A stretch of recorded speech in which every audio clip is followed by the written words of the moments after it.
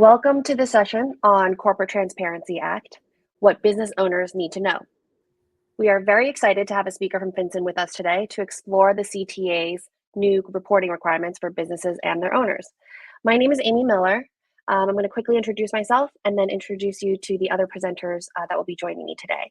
I began my career in public accounting as a tax practitioner, and I'm currently a director of policy here at CARTA, and I've been working in policy and advocacy for the past 10 years, advocating for sound policy and effective administration before Congress, Treasury, and the IRS.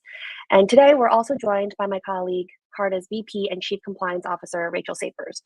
Rachel, would you like to introduce yourself? Good morning, good afternoon, wherever you are, and thank you for joining us. I lead compliance at CARTA, and I have a background in anti-money laundering, know your customer or KYC, and brokerage compliance. Very excited to join you all to hear FinCEN today. Thank you, Rachel. And finally, we have David King from the U.S. Treasury Department's Financial Crimes Enforcement Network, or FinCEN, and they are joining us as our guest today for part one of the session, and will answer some of the most frequently asked questions on the new reporting requirements, as well as questions we received from all of you. And we received a lot. So now I'll turn things over to FinCEN and have David introduce himself.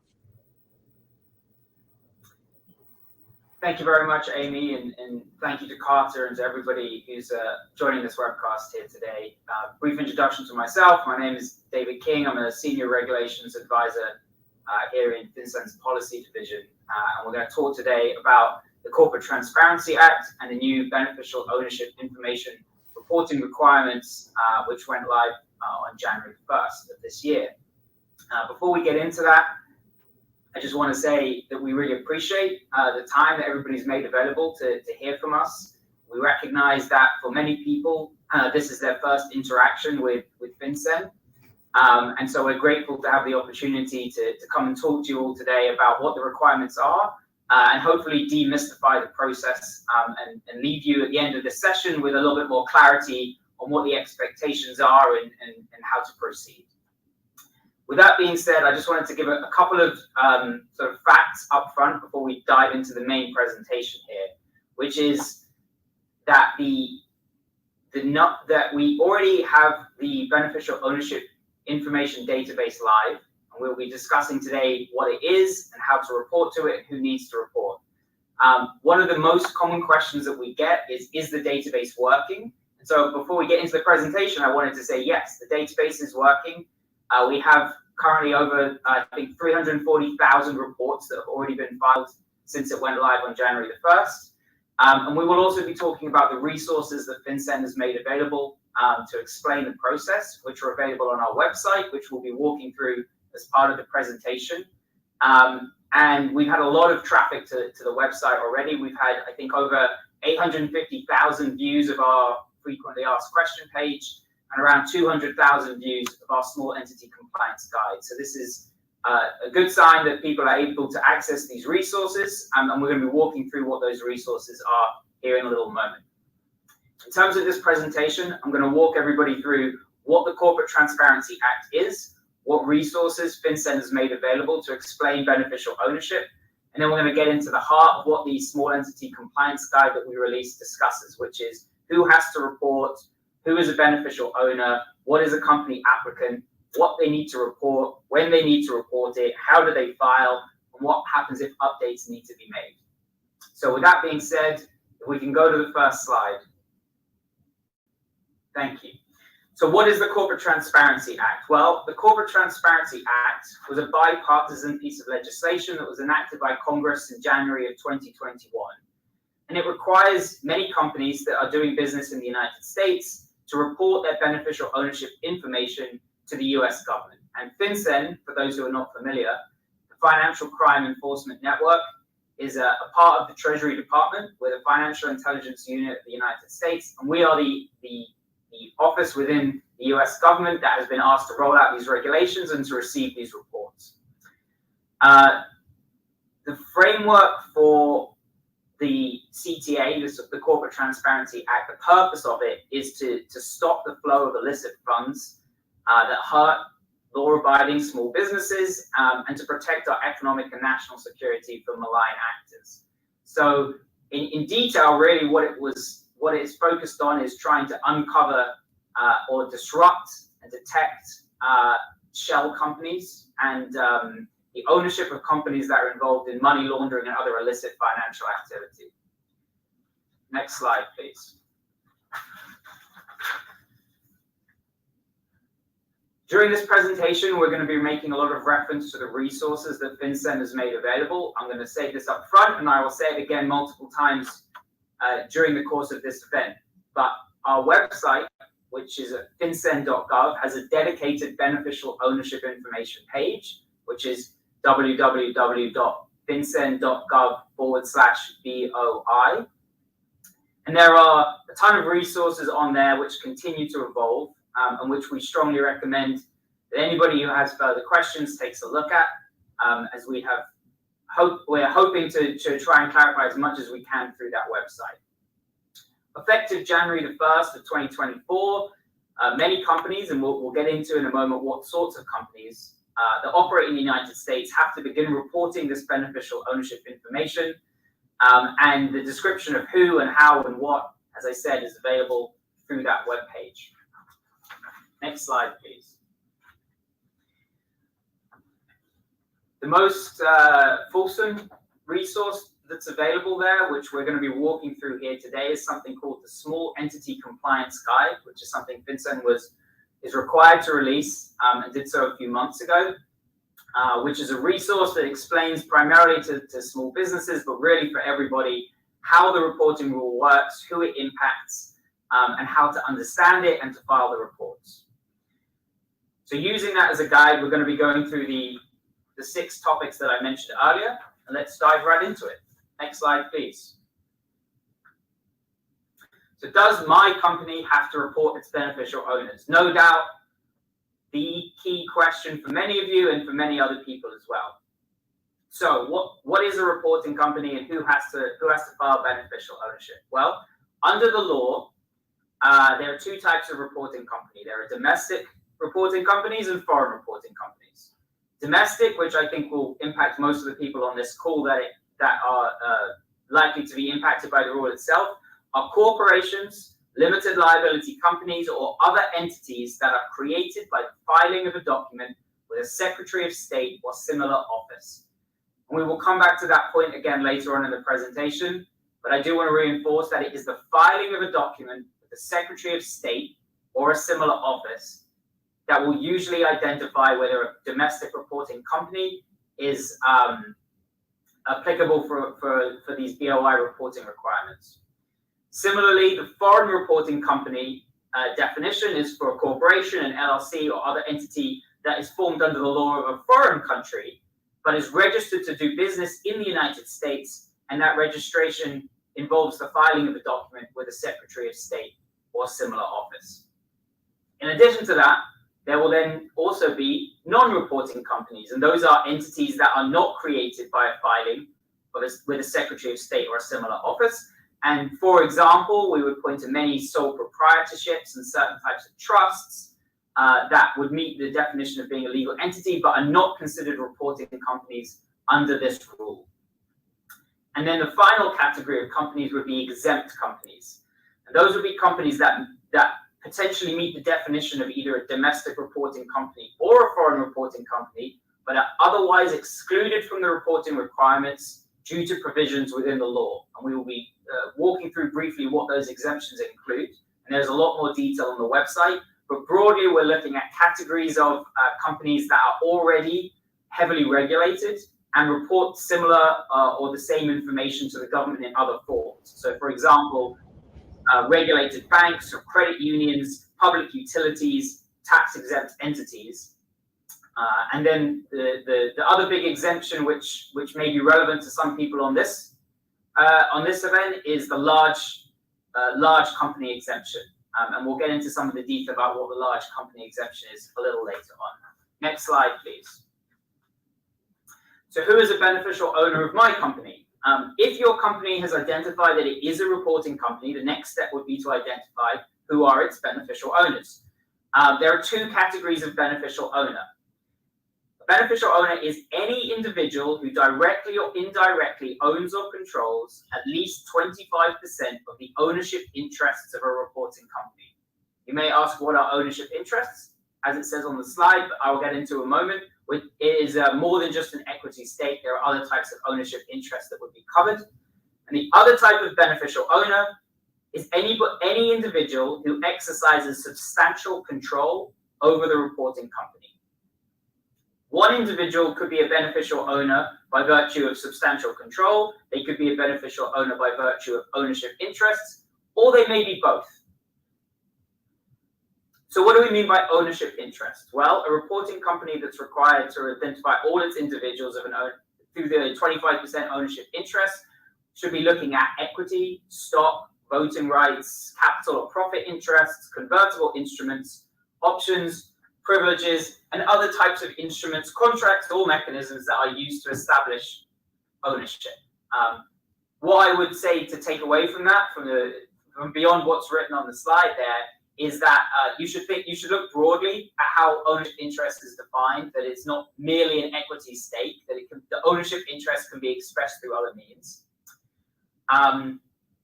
And then substantial control, which I think we will get into in a moment, also has definitions that are available on the website, and we'll walk through that on the next slide. I also want to mention at this point that there are a number of exceptions to the definition of beneficial owner, which could be relevant, and that would include a minor child, a nominee, intermediary, custodian, or agent, potentially an employee in certain scenarios, and an inheritor or creditor. The Small Entity Compliance Guide, which, as I mentioned, is available on the website, drills down into what we mean by some of these definitions further and provides graphical representations, checklists, and other examples to assist you in making the determination of who is the beneficial owner of your reporting company. Next slide, please. So substantial control, this is potentially a complex topic, so I want to take a moment just to pause here on this. One of the biggest changes for substantial control compared to requirements that had existed prior to the creation of the Corporate Transparency Act is that substantial control is defined as any individual who meets the substantial control criteria, not just one. So if a company may only have one substantial controller, it may have a larger number of those. All individuals who meet the requirement need to be reported as beneficial owners under the substantial control element. So the four general criteria that we're looking at when we make that determination would be whether the individual is a senior officer, whether the individual has authority to appoint or remove certain officers or majority of directors of the company, whether the individual is an important decision maker, or if they have any other form of substantial control over the reporting company. Next slide, please.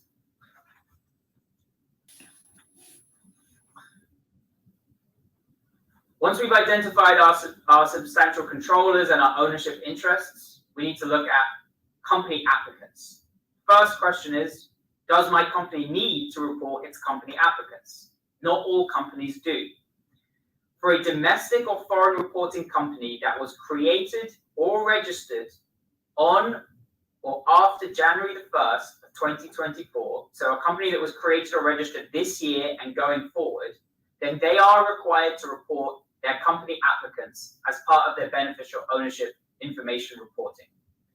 However, companies that were created or registered prior to January the 1st of this year are not required to report their company applicants. So if your company already existed last year or earlier, you will not need to retroactively go back and try and understand who your company applicants were.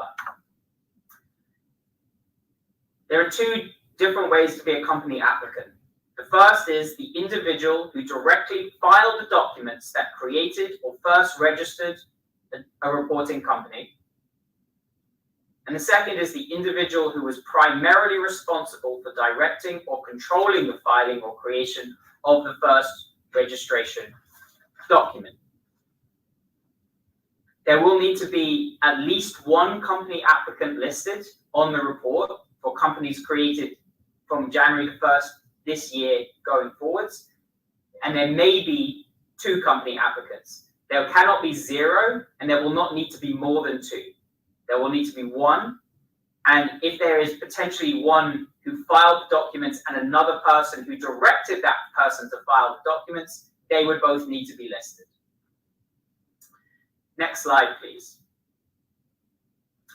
So what specific information does my company need to report about itself? Well, the company itself will need to report its legal name, any trade or doing business as names, a complete US address, state, tribal, or foreign jurisdiction of formation, and then for a foreign reporting company, the state or tribal jurisdiction of first registration within the United States. And then in addition, a taxpayer identification number or a foreign tax ID number. Next slide, please. For beneficial owners and company applicants, similarly, the company will need to report their name, their date of birth, their address, and an identifying number and issuing jurisdiction from a non-expired driver's license, US passport, or ID document issued by a state, local government, or Indian tribe. If none of those are available, a foreign passport can be substituted. And an image of the document that is being used will also need to be provided as part of the report. Next slide, please.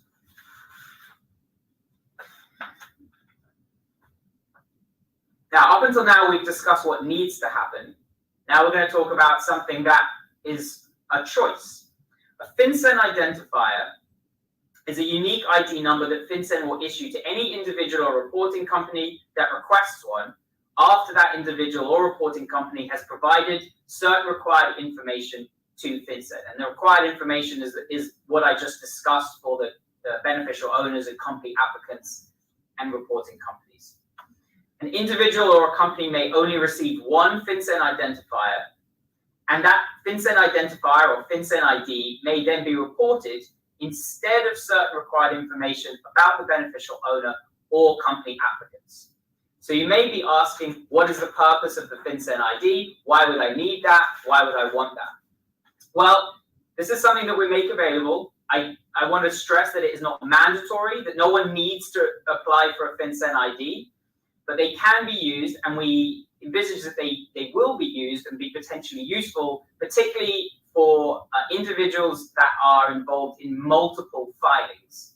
And as a result, they will not need to re-input all of their information each time they're involved in a filing, that they will simply be able to provide the information once to get the FinCEN ID, and then they can provide that ID number on additional filings going forward. There may also, for some people, be privacy interest in that the form itself will have the ID, and then other people who are involved in the filing of the report will see the ID number rather than the underlying information. Again, I stress the application and use of a FinCEN ID is voluntary and not required. Next slide, please. So when and how should my company file its initial report? Well, the reporting requirement went into effect, as I said, on January the 1st of this year, and we began accepting information reports as of that date. And as I said, we have received over 340,000 of those so far. Initial reports are required for all companies that meet the definition of reporting company and are not exempt. So for existing reporting companies that were created or registered to do business in the United States before January the 1st of 2024, you have until January the 1st of 2025 to file your report. So if you already existed before January the 1st of this year, you have this entire year to file your report. It has to be in by January the 1st of next year. For companies that are newly created or registered in 2024, you will have 90 calendar days to file after receiving actual or public notice that the company creation or registration is effective. Starting January the 1st of 2025, new reporting companies will have 30 calendar days to file. So in this first year, because it's a new requirement, we've given 90 days, and that will go back to 30 days for new companies starting in 2025. Next slide, please.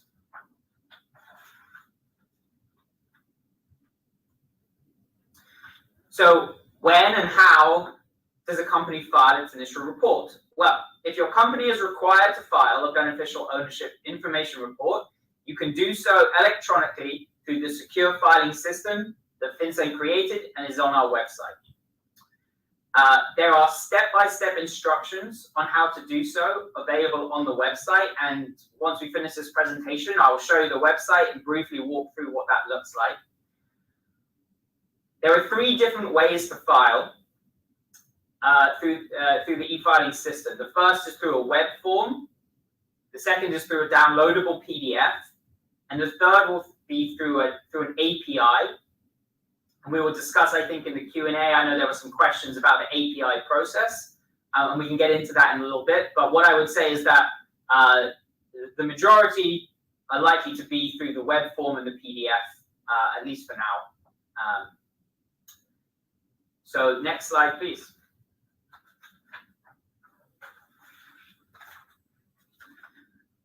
So what do you do if there are changes or inaccuracies to reported information? Well, reports are required to be updated when there is a change to previously reported information, and those updated reports are due within 30 calendar days after a change occurs. So if information reported was accurate and changes, or if the information reported was believed to be accurate and was later found not to be accurate, either way, 30 calendar days to update the required information. Next slide, please. Yes, just to reiterate, if you become aware that information that was previously reported was inaccurate, you have 30 calendar days to fix that inaccuracy and update the report. Next slide, please. So that brings us through the process. This brings us to the consequences. What happens if my company does not report BOI in the required time frame? Well, FinCEN is working through events like this to ensure that reporting companies are aware of the obligations to report, and also to correct inaccurate beneficial ownership information that they submit. We understand that this is a new requirement, and that if you correct a mistake or omission within 90 days of the deadline for the original report, you may avoid being penalized due to a safe harbor that was written into the law. I would stress that 30 days is what the requirement is, but we do want people to understand that we want to be reasonable, but there are civil and criminal penalties written into the law by Congress for those who disregard beneficial ownership information reporting obligations. Next slide, please. So I will make a final plug here as we wrap the presentation up for the resources page on our website, fincen.gov/BOI. And for those who are interested in this topic, in a more formal process, you can also sign up for updates, which we push out through our email system, and the sign up for that is also on that webpage. So with that, I'm going to wrap up the presentation, and Amy, if we still have time, I would love to just show people the website before we move to the Q&A function.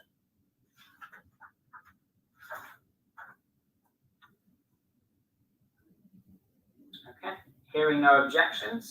No objections, sorry, I was muted. Go ahead and share your screen. Okay. Amy, please let me know that you can see my page.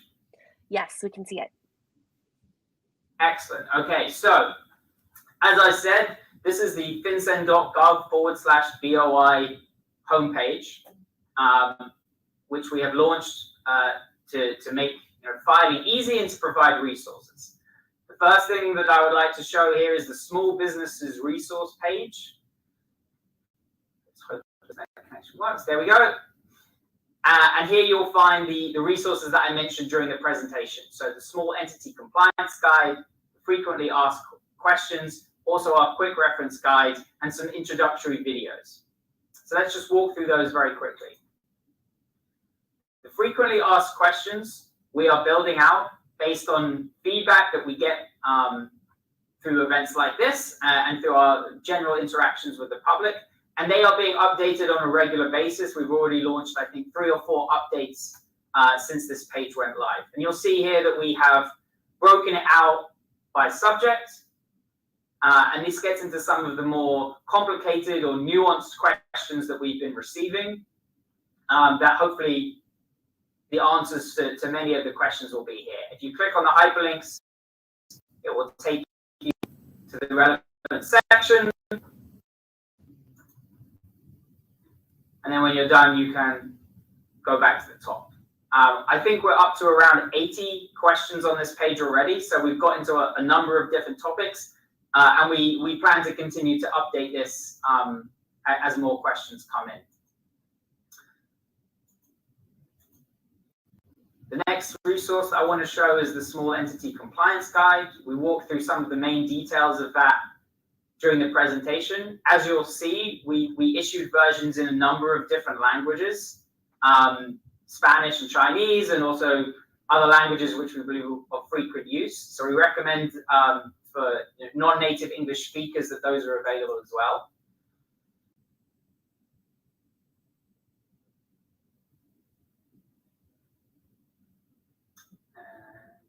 And here we are. So the compliance guide itself, which is a more detailed version of the information that I provided in this presentation, goes into further depth on some of the questions. And I particularly want to flag the discussion of the exemptions, because that's an area that we think there's likely to be a lot of interest, and the Small Entity Compliance Guide provides information on all 23 of the exemptions, and then also a checklist to help people determine if they meet any of the exemption criteria.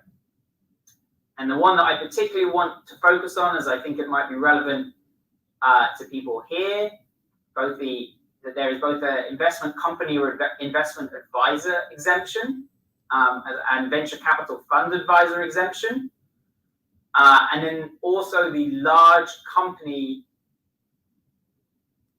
let me just bring it up here, the large operating company exemption, which has 6 criteria, but and you have to meet all of the criteria, but the 2 biggest ones that I think are likely to be most relevant are that an entity employs more than 20 full-time employees, that those employees are in the United States, that there is a physical office within the United States, and that the entity has filed a federal income tax or information return in the US for the previous year, demonstrating more than $5 million in gross receipts or sales.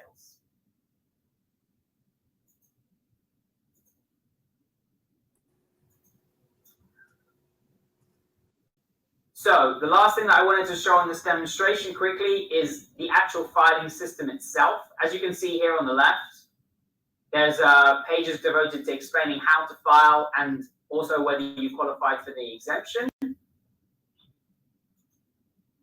and also how to apply for a FinCEN ID. And on the right here, we have the filing system itself. This is what the beneficial ownership information e-filing system looks like. There are resources for how to file available here. And I also want to flag that we have a dedicated contact center that has been set up to receive questions from individuals and companies looking to file their reports. So if any question that you had was not answered by this presentation and you can't find an answer in the resources on the website, I do encourage you to go through our contact center, and hopefully they will be able to clarify any questions you may have. So as I said, there are 2 different ways to file here on the website. The first is through a PDF. You will need Adobe. You can download the form itself. You can prepare it, save a local copy, and then upload the PDF to the system. Or you can actually prepare and submit it online using the web form itself. And this is what the form looks like. It should be hopefully relatively simple for most companies to use.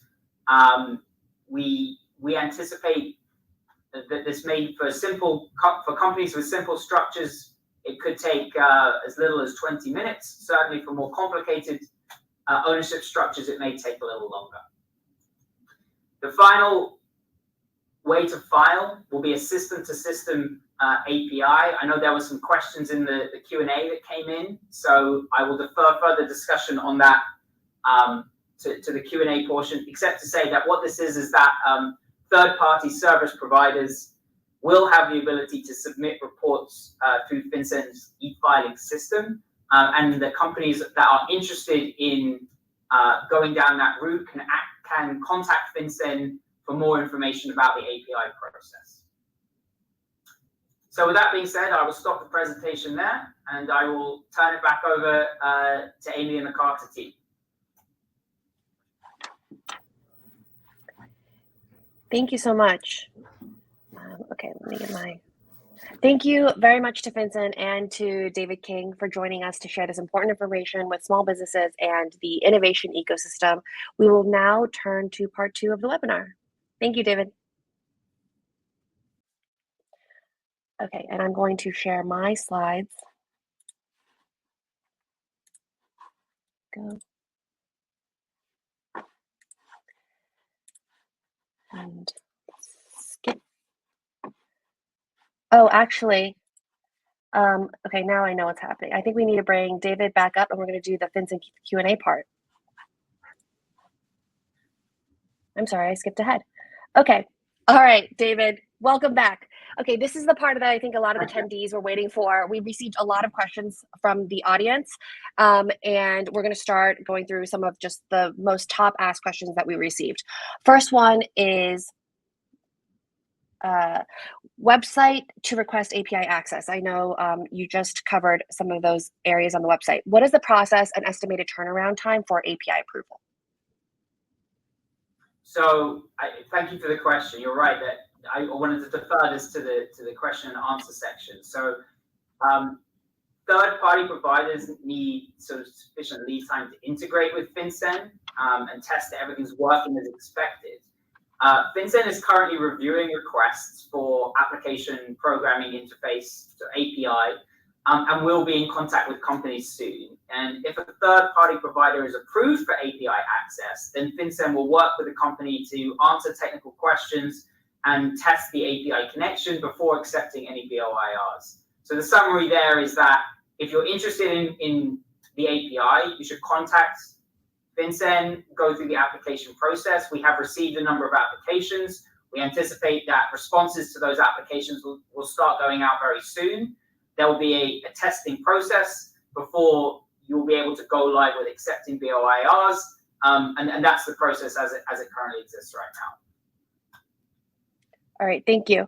Another question we got is, will FinCEN allow third-party service providers to assist individuals to obtain, update, and correct a FinCEN identifier via API submission portal? Yeah, thank you for the question. So the answer to that is broadly no. The ability to use an API is for the submission of beneficial ownership information reports, not for the submission of a FinCEN ID application. Third-party providers can assist with requesting a FinCEN identifier, however. Anyone authorized to act on behalf of an individual may request a FinCEN ID on an individual's behalf starting on January 1st of this year. So you would not need to do that through an API, but third-party providers can assist in the application for a FinCEN ID. So FinCEN IDs are for individuals, and they're provided upon request after the requesting party submitted the necessary information. And there's more information about that in the FAQs and on the website. But I think that answers the question. That broadly the answer is no. The API is not for requesting a FinCEN ID, but yes, third parties can assist in the FinCEN ID request. Okay, thank you.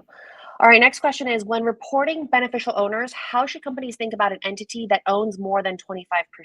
Should the company report the FinCEN ID of that entity? Yeah, so this is a good question. I could give a lengthy answer, but I want to make sure we leave some time for the section that you have after this. So I'll try and give the answer briefly, and then say that there is a lot more information about this in the Small Entity Compliance Guide. But reporting companies are required to identify all individuals who own or control at least 25% of the ownership interests of a company, which, as I said, could be equity, stock, voting rights, capital profit interests, convertible instruments, and so on. And there may be multiple types of ownership interest within the same reporting company using different types of ownership structures. In the majority of cases, a reporting company directly owned by a corporate entity, as the question described, would report the individuals who directly own or control at least 25% of the ownership interests of the reporting company through the corporate entity. It would not report the corporate entity that acts as an intermediate beneficial owner for the individuals. So I could get into more examples here, but I'm conscious of time here. So I would say that people should refer to chapter 2.3 of the Small Entity Compliance Guide, which further elaborates on this question, chapter 2.3. But hopefully that answered the question at least at a high level. All right, thank you. That's very helpful. All right, next question is, when is a lawyer a company applicant? And that question clearly came in from our law firm partners. Yeah, it's a great question, and one that we have received a number of times. I believe that there is a specific answer to this on the FAQ page under FAQ D12, but I'm just going to repeat it here so people don't have to go and look for it or sort of go over it at high level. So a lawyer could be a company applicant depending on their role in the filing the document that creates or registers the company. And in many cases, company applicants may work for a business services or law firm. So we recognize that that's probably where the question's coming from. A lawyer may be a company applicant if they directly file the document that created or registered the company. And if more than one person is involved in the filing or creation of the registration document, then a lawyer may be a company applicant as well if they are primarily responsible for directing or controlling that filing. So, for example, an attorney at a law firm that offers businesses formation services could be primarily responsible for overseeing the preparation and filing of a reporting company's incorporation documents.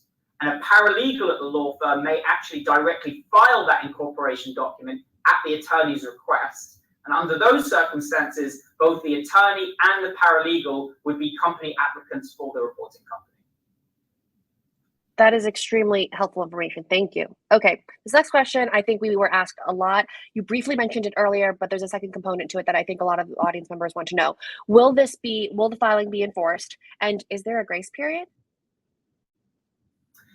Yeah, it's a great question. So the Corporate Transparency Act provides for penalties for willful violations of the law, right? I want to emphasize willful violations of the law. We are not looking to take gotcha enforcement actions against small businesses that are doing their best to comply with the law. That is not the purpose of the law, and that is not the intent of our enforcement posture. If a person has reason to believe that a report filed with FinCEN contains inaccurate information and submits a report correcting that information within 90 days of the deadline of the original report, the CTA creates a safe harbor from penalty. However, should a person willfully fail to report complete or updated beneficial ownership information as required, FinCEN will determine the appropriate enforcement response in consideration of the published enforcement practice.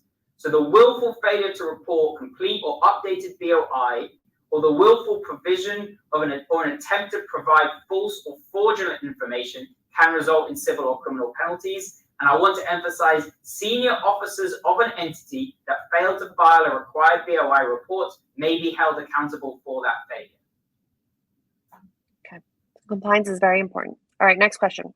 If you are not currently an entity exempt from reporting, but later become one, so later you become exempt, would that change your reporting requirements in the future?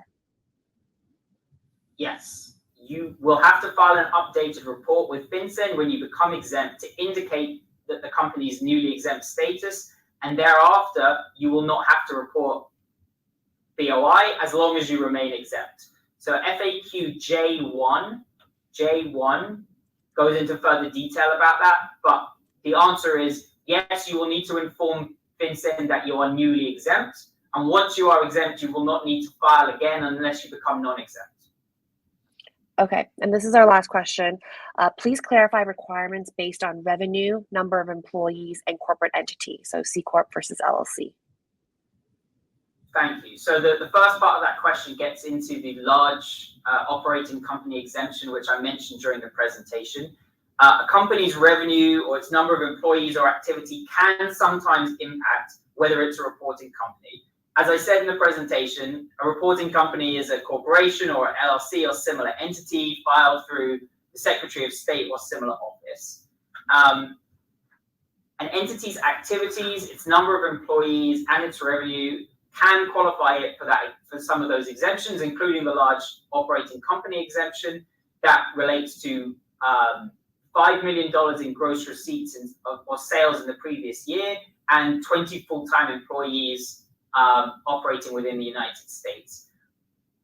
Neither engaging solely in passive activities like holding rental properties, for example, nor being unprofitable necessarily exempt you or an entity from the BOI reporting requirements. So what I would say is that in terms of revenue and number of employees, you want to look at the details in the large operating company exemption. In terms of company type, you want to look, as we said, at how the company was formed through the filing of a Secretary of State, a similar office. And the actual activity of the company may not be relevant to whether it's a reportable company or not. Okay, thank you. And that brings us to the conclusion of the FinCEN Q&A portion. Thank you so much, David. So again, for real this time, thank you to FinCEN for joining us to share this important information with small businesses and the innovation ecosystem. We will now turn to part 2 of the webinar. And I know for time purposes, I'm going to share my screen now. Rachel and I really wanted to prioritize answering some, we received so many substantive Q&As that we thought were really important to share. And we looked through it to make sure, are there some questions that we could maybe be helpful with answering on this session with you. So we're going to quickly go through, I think, one slide and then get to the Q&A portion of part 2. Okay. So exemptions, this guide, as David had mentioned, is on the FinCEN website. So we won't repeat that. The compliance checklist, I do want to walk through this quickly. We're going to have this resource, I think, online on our blog, but we did want to try to take the time to kind of make this process a little less intimidating for small businesses and their owners, because we know that, as you heard, there's so many requirements, there's so many rules, but we wanted to make it as less intimidating as possible. So quickly through the steps, the first thing you should do, determine if your small business needs to file a BOI report. And that's really important. You need to know your company entity structure and also whether you are one of the 23 exemptions. The 23 exempted entities are types of companies that already fall under. Okay, so most of those 23 exempted entities that you saw on that list that David showed are types of companies that already fall under another disclosure regime or have an existing filing reporting with the government, such as public companies, banks, registered investment companies, and most early stage startups will not qualify for one of the 23 exemptions and will have to begin complying with CTA by January 1st of 2025 or upon incorporation if you're formed in 2024. Next step, determine your beneficial owners. So with this, we really recommend seeking legal advice if needed. You need help to determine who your beneficial owners are. And then also importantly, discuss your FinCEN identifier option. And David mentioned, what the rules are for beneficial owner. All right, next one, consider applying for the FinCEN identifier. This application is on the FinCEN website. And to quickly reiterate, a FinCEN identifier is a unique identifying number that FinCEN will issue to an individual or reporting company when you request it. And individuals are not required to obtain the FinCEN identifier. So this is really a choice that you have. And to receive one, the rules just specify that you have to request it by filing an application, and you give them 4 pieces of identifying information. That would be your individual's full legal name, date of birth, current residential or business street address, and a unique identifying number from an acceptable identification document like your driver's license or your passport. You're not required to have one, but you will be required, if you receive a FinCEN identifier, to submit updates for your identifying information as needed going forward. Okay, and then step number 4, obviously file within the timeframes. FinCEN has that on their website. Our next slide that I'm going to go through is also shares the timeframes, but just remember, if you're an existing company right now, your due date for filing is January 1st, 2025. If you incorporate in 2024, so this year, you will have 90 days to file with FinCEN. I think I skipped over number 3. I think David went over this, but basically information for reporting has company information reporting, your company applicant reporting, and then beneficial ownership information reporting. And I think the key thing to know here is for the company applicant reporting, it's domestic and foreign reporting companies created or registered to do business after January 1st, 2024 must report their company applicants. So if you are an existing company, I believe you do not need to file your company applicant reporting. This is for new companies.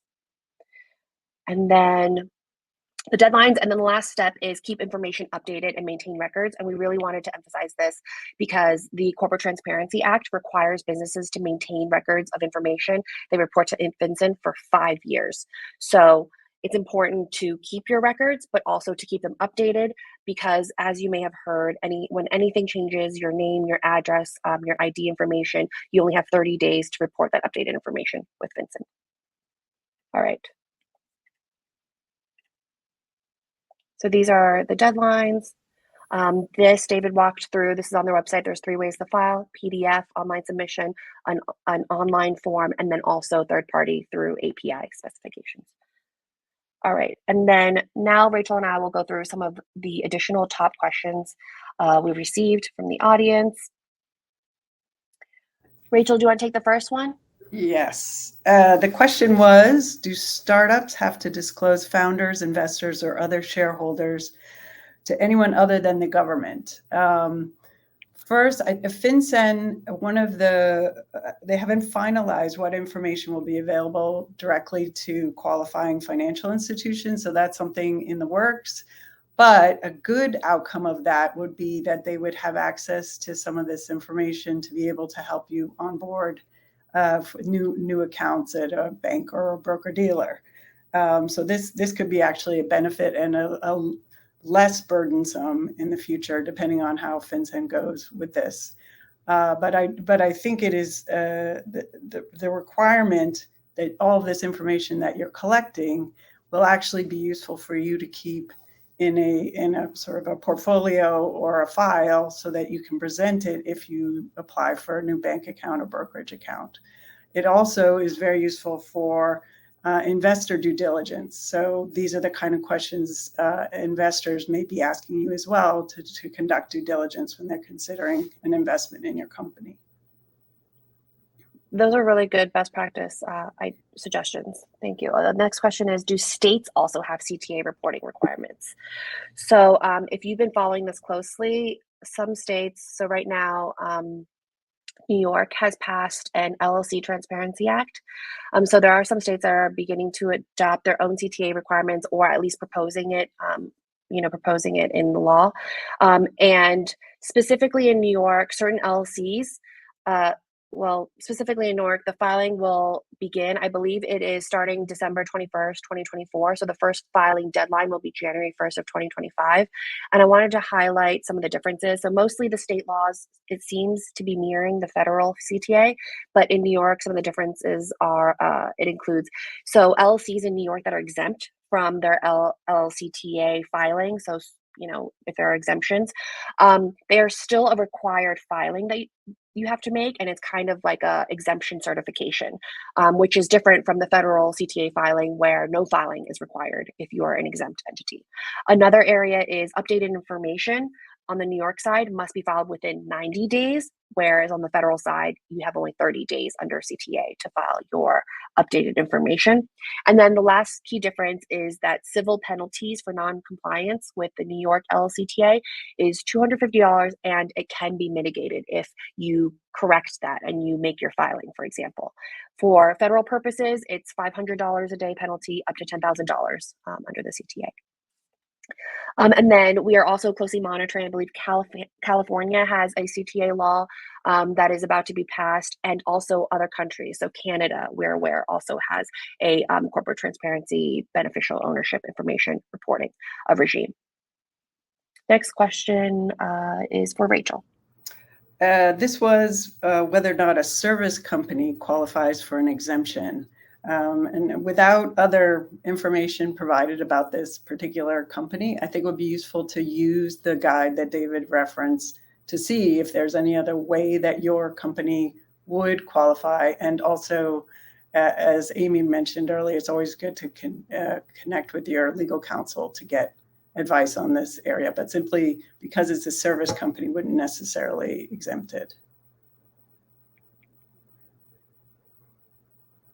And then do you want to take this I have the next too? one as well. Oh, sorry. So this is about foreign entities. So if you're incorporated in the U.S. with a foreign business address, which address should you enter upon submission? And this actually, you can find the fulsome answer to this in the FAQ, I think is number 2. What information will a reporting company have to report about itself, particularly the U.S. reporting company's headquarters. So if your principal place of business, that's a tongue twister, is outside of the United States, the current address from which the company conducts business in the United States, for example, a foreign reporting company's U.S. headquarters would be the address that you use. Okay, this next question is, we received this from a few stakeholders, so I wanted to address it and just let you know what we are aware of at the moment. So founders who are not eligible for the expedited processing, so no US Social Security number, address, phone number, won't get their EINs, or may likely not get their EINs within the 90-day timeline that FinCEN requires you to report after incorporation in 2024. So when the deadline becomes 30 days in 2025, we expect that many founders will not be eligible for expedited processing and won't get their EINs in time, especially for that tightened 30-day deadline. And the question is, will FinCEN offer relief to founders facing this situation? And we received this question a lot. We're aware of this issue, and we have shared all of these questions and concerns with FinCEN. And also CARTA is obviously planning further advocacy and next steps on how to make FinCEN aware and to see if there could be a solution. The next one, large companies in existence before this year that are 100% remote, no physical office, is there an exception for them? And again, you might qualify for the large company exemption, but the remoteness in itself would not be an exemption. And so again, referring back to that FAQ, so your address, whatever the address is for your company, that in your filing would become your sort of, even if there was no headquarters, that sort of headquarter address would be your address in that case. And I think these two questions are kind of similar, right? About physical office. I did want to note that you may have heard David mention, the goal of CTA compliance, it's really to decrease money laundering. So it's anti-money laundering, to find illicit financing, and to mitigate that. So the goal of CTA compliance is for filing from companies that typically don't have a filing regime with the government and don't have that typical filing of information. It's, whether you have a physical office or not, or whether you work remote or not, we believe is probably not their focus. It's, if you registered for business, you probably put an address of where, you will be receiving your business mail and information. And it's less important whether you have a physical office or not, but more whether if you either fall within the exemptions or you don't. And if you don't fall within the exemptions, you'll likely need to be reporting for CTA purposes. All right, another question is, we are a small private company that has taken investor funding. Do we need to file? So the answer to this question is private companies with VC funding, unless it meets one of the 23 exemptions, will be required to disclose BOI, beneficial ownership information, to FinCEN within 90 days this year. And then, of course, existing entities will have to file their report by January 1st of 2025. And then the next question is, what are venture capital obligations under CTA? So what beneficial owner information does the law require from institutional investment entities like venture capital firms? And as described above, again, there's the 23 types of entities, and those entities that are exempt from BOI reporting would include SEC registered investment advisors, so RIAs, venture capital fund advisors, pooled investment vehicles operated or advised by RIAs, or venture capital fund advisors. And then, of course, the large US operating companies with 20 plus full-time employees and 5 million in revenue, and then also entities wholly owned or controlled by an exempt entity. So generally speaking, many private funds and private fund advisors who are registered with the SEC or meet the requirements of venture capital advisor exemption will be exempt from CTA reporting. However, there does remain uncertainty around the scope of the exemptions, and therefore entities like management companies, SPVs, special purpose vehicles, and co-investment vehicles may still be subject to BOI reporting requirements. Early stage portfolio companies may also be subject to CTA, and fund managers should really consult with counsel to determine if any CTA filing obligations exist with respect to your funding. So reach out to legal counsel if you aren't sure. The next question was, what is best practice for first-time filers? Should you depend on your legal or accounting or a third party to assist? And so this is really up to you. I think what David was underlining is they've given you a lot of resources. There's a form online that you can fill out. So if you're comfortable doing it, then you can do it yourself. However, if you have any questions about exemptions, or any of the pieces of the form, it's helpful to work with your legal counsel or accounting or a third party to get the information there on a timely basis. Thank you. And that brings us to our last question. I hope we answered a lot of the things that you were hoping to find from this session. Our last question is, when will a recording of the webinar be posted, and will these resources be shared? Yes, all the registrants will receive the FinCEN slides that you saw earlier, and the recording in the archive session, I believe, will be up within the next 24 hours at this same link where you registered for the event. So thank you to everyone for joining us today. And again, a special thank you to FinCEN and to David King for joining us. I hope this information was very useful to all of you.